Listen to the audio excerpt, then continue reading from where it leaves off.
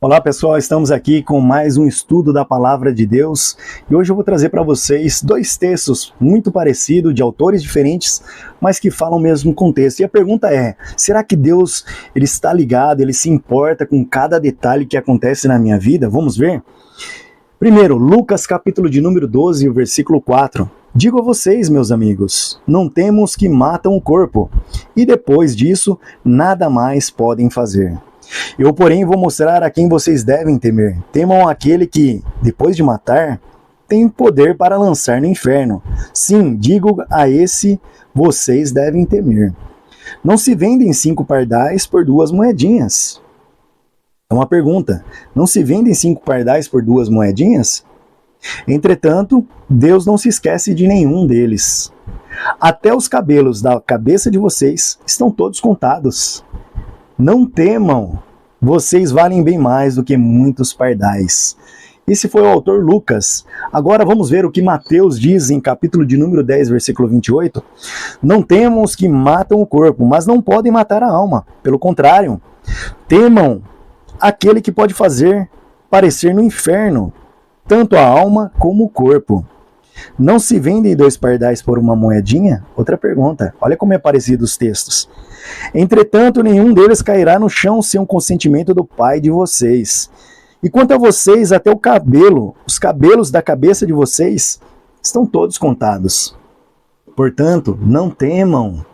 Vocês valem bem mais do que muitos pardais. Então, realmente sim, Deus ele está no controle da nossa vida e ele se interessa sim por cada detalhe da nossa vida. Nós estamos com um grupo de leitura bíblica.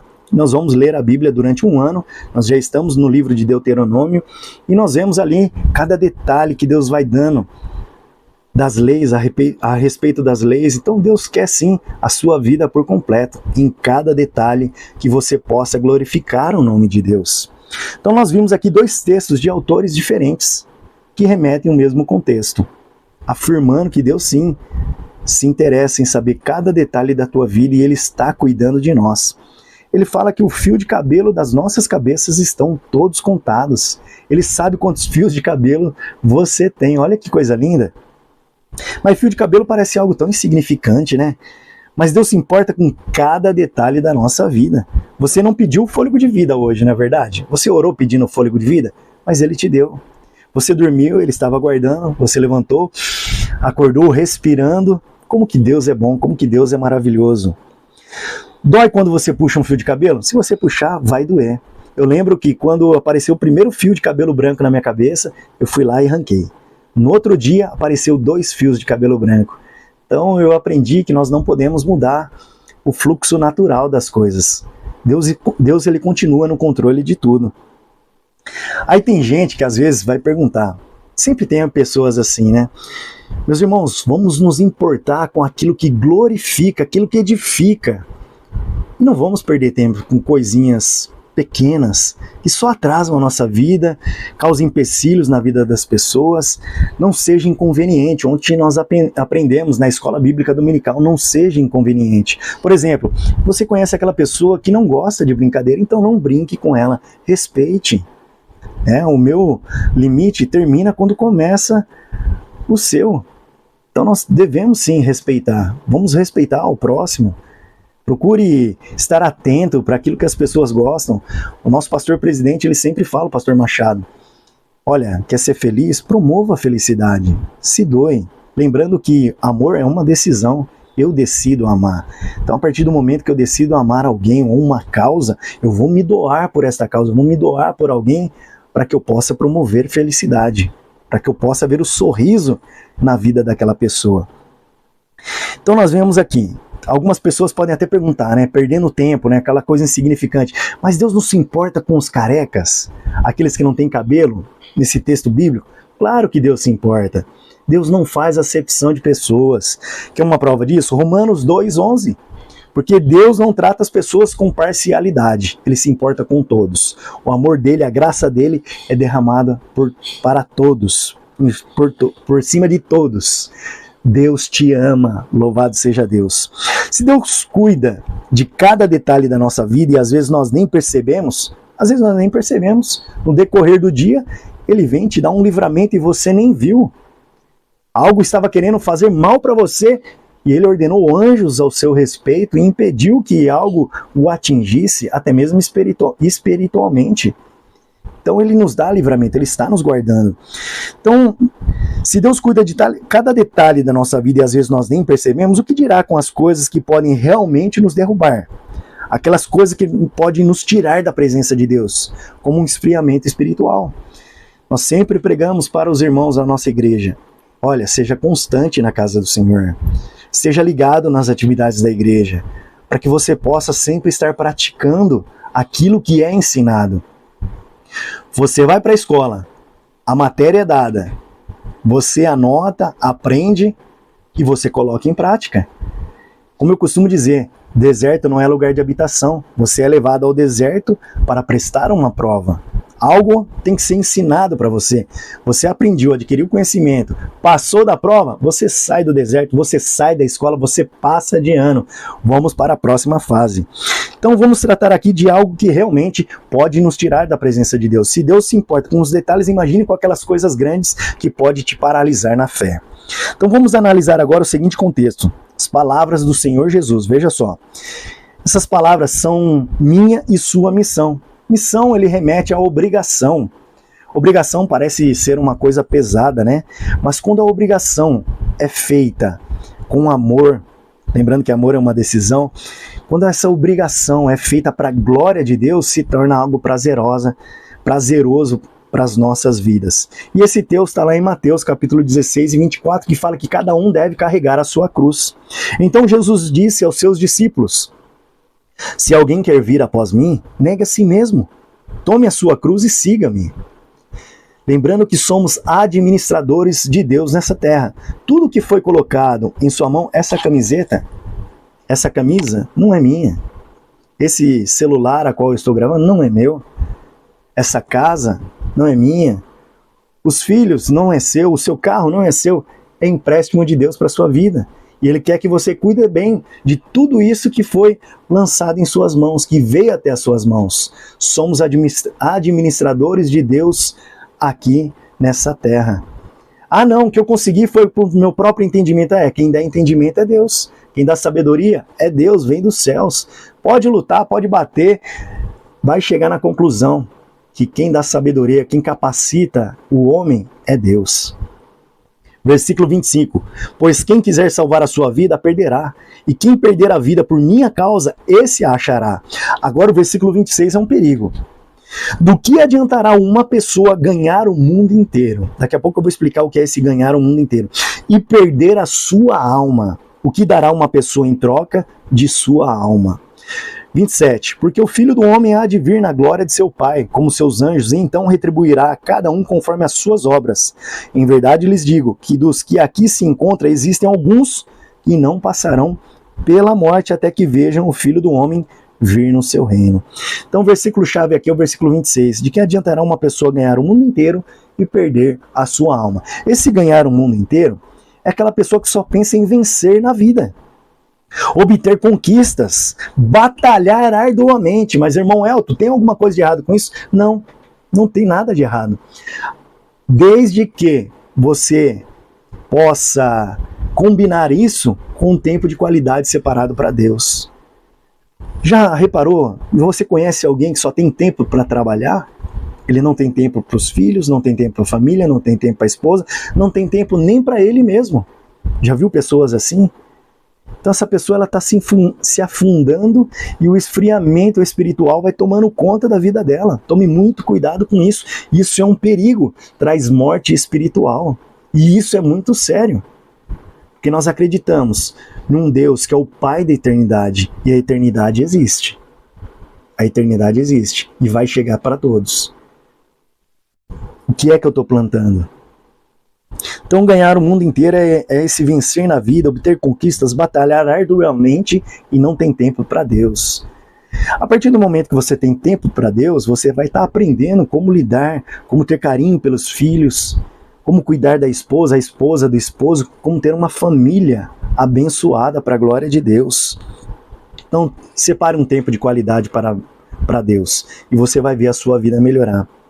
Porque se eu não fizer isso, eu vou cair lá naquele versículo 26. Eu vou ganhar o mundo inteiro e perder a minha alma. E isso Deus não quer. Agora vamos ver algumas coisas que podem nos afastar de Deus. Primeiro, o pecado. Deus ele não compactua com o pecado. Jeremias 5:25. As maldades que vocês fizeram desviaram essas coisas boas. E os seus pecados afastaram de vocês o bem. O pecado nos afasta de Deus. Então Deus ele não compactua com o pecado. Quer ver um exemplo? A passagem de Naamã, que estava leproso. Naamã e Eliseu. Eliseu, na primeira oportunidade a qual ele teve de conhecer Naamã ali, ele não o atendeu. Por quê? Porque naquela ocasião, essa passagem ela estava representando Eliseu, o próprio Deus. Naamã, eu e você. E a lepra que estava sobre o corpo de Naamã é o pecado. E Deus não compactua com o pecado. Então Eliseu, na primeira ocasião a qual Naamã estava com lepra, ele não atendeu, ele não fez acepção de pessoas. É que Deus não compactua com o pecado. A partir do momento que ele vai até o Jordão, se banha 7 vezes e se torna limpo, aí ele se apresenta a Eliseu e Eliseu o recebe frente a frente e tem prazer em abençoá-lo. Louvado seja Deus. Quer ver outro exemplo? O próprio Deus, o Pai, com o seu Filho, o Senhor Jesus. Olha só que interessante, 2 textos também muito parecidos. Salmos 22, verso 1. Deus meu, por que me desamparaste? Por que se acham longe de mim a salvação, as palavras do meu gemido? 2 perguntas de agonia. 2 perguntas de pedido de socorro. Agora olha em Mateus 27:46. Por volta de 3 horas da tarde, Jesus clamou em alta voz dizendo: Eli, Eli, lama sabachthani.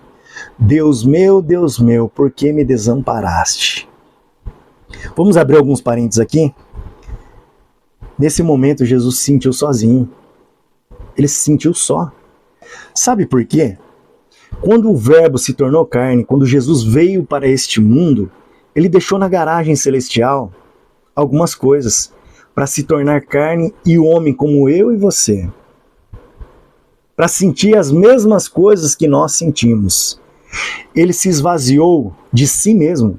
Ele deixou na garagem ali a onipresença, que é o poder de estar em todos os lugares, a onipotência, que é todo o poder que emana dos céus, e a onisciência, que é toda a sabedoria. Ele se ausentou de tudo isso, ele se esvaziou de tudo isso, para se tornar homem como eu e você. Aí você pode me perguntar assim, mas como que ele fez os milagres que ele fez? Ele fez isso para nos ensinar, ele fez todos os milagres pela fé no Pai. Pela fé no Pai. Assim como fez Elias, assim como fez Eliseu, assim como fez Paulo, quando ressuscitou Eutico ali, aquele jovem a qual Paulo estava pregando numa igreja e aquele jovem estava na janela, dividido, olhando para o mundo lá fora e ali para a igreja, de repente ele dormiu e caiu da janela e morreu. E Paulo, pela fé em Deus, orou e aquele menino ressuscitou. E o Senhor Jesus disse assim, olha, se vocês crerem, se vocês tiverem comunhão com o Pai, vocês farão milagres maiores do que esse. Então vale a pena estar na presença de Deus. Quer ver um milagre acontecer na sua vida? Se aproxime-se de Deus. Se interesse em conhecer mais a Deus. Ele, o Senhor Jesus, sentiu o inferno naquele momento. Quando ele diz, Eli, Eli, lama sabachthani. Deus meu, por que me desamparaste? Ele sentiu o inferno. Sabe por quê? Porque inferno é a ausência absoluta de Deus. A ausência absoluta de Deus. Um pouquinho mais para trás, momentos antes, ele estava no Getsêmani e ali ele sentiu agonia. Getsêmani significa prensa de oliveira e ele foi prensado ali. Ele sabia da tarefa que ele tinha que fazer e ele disse, Pai, se possível, passa de mim esse cálice, mas todavia seja feita a tua vontade. E sabemos que a vontade de Deus é boa, perfeita e agradável. E essa decisão de Jesus de levar a missão até o fim foi porque ele sabia que hoje nós estaríamos aqui, levantando a bandeira do Evangelho, falando do seu amor, palavras de salvação. Louvado seja Deus. Que maravilha, irmãos. Foi por amor. Foi por amor a você. Louvado seja Deus. Então Cristo ele se esvaziou de si mesmo por amor de mim e você. Na cruz ele se sentiu sozinho, porque sobre ele estava o meu e o seu pecado. Outra coisa que nos afasta de Deus, fundamentos falsos. Lucas 6,49. Mas o que ouve e não pratica é semelhante a um homem que construiu uma casa sobre a terra. Será que tem estrutura para segurar o vento quando ele vier? Sem alicerces, e quando as águas bateram contra ela, logo desabou, e aconteceu que foi grande a ruína daquela casa. Por isso que nós falamos, irmãos, venham para a igreja, se interesse pelas coisas de Deus, se interesse em conhecer a Deus, pelas Escrituras, para que você se aproxime de Deus, para que você seja alicerçado na rocha, que é Jesus. Já vi uma animação, ela é bem antiga, e tem uns vídeos na internet, tem 3 caixas. E um homenzinho, ele está na fila para pagar uma conta e de repente as 2 filas do lado está lotada e a dele só tem um lugar. Só tem 2 lugares. Ele seria o próximo. Mas deu um problema ali, começa a demorar e a fila do lado vai rapidinho. Só tem 2 pessoas. Aí ele impaciente pula para a fila do lado e de repente aquele atendente, aquele caixa, ele vai ao banheiro e ali a fila começa, as 2 filas do lado começam a aumentar também novamente e ele fica desesperado porque ele perdeu tempo e ele viu que se ele estivesse naquela fila que ele estava, ele já seria atendido. Então a pessoa não tem fundamento, fica pulando daqui para lá, confia em várias coisas, não tem firmamento. É uma pessoa facilmente de ser enganada porque não possui sabedoria, não se interessa em conhecer a Deus. Então é uma pessoa fútil, uma pessoa facilmente de ser enganada. É como se aquele tipo de pessoa, olha, ali tem profeta, não, lá tem profeta, então fica correndo. Quer uma profecia verdadeira? Entra no seu quarto, pega a sua Bíblia e ore confiante a Deus com sinceridade. Eu tenho certeza que você, ao abrir a sua Bíblia, Deus falará contigo, te dará a resposta a qual você precisa naquele momento. Deus é fiel e essa palavra traz vida, essa palavra traz transformação para as nossas vidas. Essa palavra edifica, louvado seja Deus. Nós estamos aí, nós fizemos agora na nossa igreja 21 dias de propósito, de jejum, e nós vimos maravilhas acontecendo na vida dos nossos irmãos. Nós estamos com um grupo grande de pessoas que estão lendo a Bíblia. O propósito de ler a Bíblia em 1 ano, já estamos em Deuteronômio. E através da palavra nós já temos visto o trabalhar de Deus na vida dos irmãos. Isso é se aproximar de Deus, se interessar a Deus. Porque a própria palavra nos diz, porque quando a pessoa não se interessa em conhecer a Deus, Deus permite que essa pessoa seja entregue a um sentimento perverso. E aí nós vemos as atrocidades que acontecem perante a sociedade nos dias de hoje. Pessoas desinteressadas por Deus que são entregues a um sentimento perverso. E nós não queremos que isso aconteça com você, com a sua casa, com a sua família. Então construa a sua casa na rocha. Tenha um alicerce firme. E Jesus fará toda a diferença na tua vida. 1 Coríntios 3,14. Se aquilo que alguém edificou sobre o fundamento permanecer, base firme, base sólida, esse receberá a recompensa. E recompensa, quando vem para Deus, a palavra nos diz que é transbordante, recalcada, sem medida e sacudida. Vai ser coisa linda sobre a tua vida. Deus tem prazer em te abençoar. Outra coisa que nos afasta de Deus, serviço imperfeito. Já viu o pedreiro quando deixa a obra inacabada? Dá dor de cabeça, não é? Assim também é na nossa vida. Eu li o versículo 14 de 1 Coríntios, capítulo de número 3. De propósito. Agora eu vou ler o versículo anterior e o pós ao 14, que é o 13 e o 15. Diz assim: a obra de cada um se tornará manifesta, pois o dia demonstrará, porque será revelada pelo fogo, e o fogo provará qual é a obra de cada um. Versículo 15, se a obra de alguém se queimar, esse sofrerá dano, porém se ele mesmo será salvo, mas como que através do fogo. Está falando de obras. O que é que você tem plantado? Se você plantar abacaxi, vai colher abacaxi. Se você plantar o bem, você vai colher o bem. Se você plantar o mal, sinto muito. Se vai construir alguma coisa, se vai tomar alguma atitude na tua vida, analisa bem. Isso vai trazer edificação para a minha vida? Isso não vai atrapalhar a vida de ninguém? Então eu posso dar sequência, posso ir tranquilamente, confiante que aquilo é de Deus. Quer conhecer uma pessoa, já que estamos falando de obra? Deixa ela falar. Deixa a pessoa falar. Ela vai expressar o caráter dela. Segunda coisa, dá poder a ela. As atitudes que ela tomar também vai mostrar o caráter dela. E agora nós terminamos esse estudo aqui para vocês com algo que nós estamos trabalhando na nossa escola bíblica dominical, lá em Filipenses capítulo de número 4, versículo 8. Mais uma vez, se eu tenho alguma dúvida sobre um próximo passo que eu vou dar na minha vida, eu entro nesse versículo aqui e eu vou tirar a conclusão se eu devo continuar ou não. Finalmente, irmãos, tudo que é verdadeiro, se for verdadeiro, vá em frente.